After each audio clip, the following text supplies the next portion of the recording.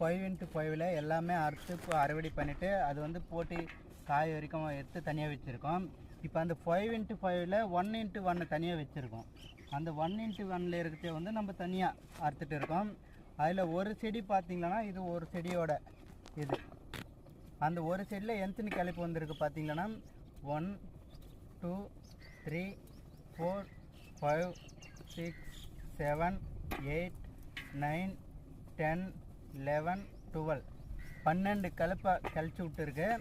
இந்த இதில் எத்தனை காய் பிடிச்சிருக்கோ பாருங்கள். ஒரு செடியில் 1 2 3 4 5 6 7 8 9 10 11 12 13 14 15 16 17 18 19 20 21 22 23 24 25 26 27 28 29 30 31 32 33 34 35 36 37 38 39 40 காய் 40 காய் பிடிச்சிருக்கு இந்த ஒரு செடியில்.